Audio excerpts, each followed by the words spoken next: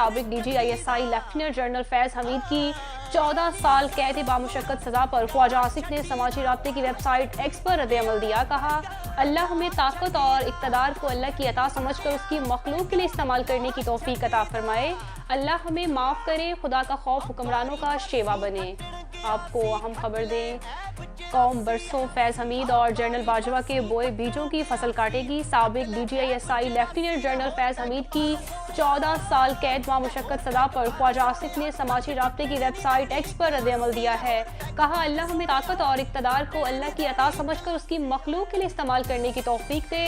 اللہ ہمیں معاف کرے, خوف خدا حکمرانوں کا شیوا بنے. آج کا فیصلہ تاریخی ہے.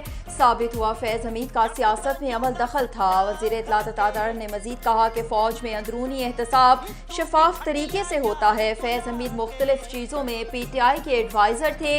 فیض حمید کو سزا ملک میں شفافیت کے لیے بہت بڑا قدم ہے. عطا نے مزید کہا کہ پاک فوج کا سسٹم بہت مضبوط ہے, قانونی میکانزم بہت مضبوط ہے. اس معاملے پر ایک لمبا عرصہ شواہد پیش کیے جاتے رہے, گواہان کے بیانات قلم بند کیے جاتے رہے.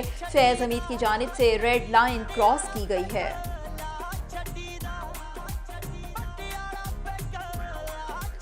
سینیٹر فیصل وابڈہ کہتے ہیں فیض حمید کی سزا ابتدا ہے, ملک سیاست اور جمہوریت کو نقصان پہنچایا گیا ہے. اتنے طاقتور آدمی کا احتساب 75 سالہ تاریخ میں نہیں ہوا. PTI کے لوگ سمجھ رہے ہیں کہ ہم بچ گئے, ان کا احتساب بھی ہوگا. آپ کو بتائیں کہ سینیٹر فیصل وابڈہ نے کہا ہے کہ ملک سیاست اور جمہوریت کو نقصان پہنچایا گیا ہے. فیض حمید کی سزا ابتدا ہے, احتساب 75 سالہ تاریخ میں نہیں ہوا. PTI کے لوگ سمجھ رہے ہیں کہ ہم بچ گئے, ان کا احتساب بھی ہوگا.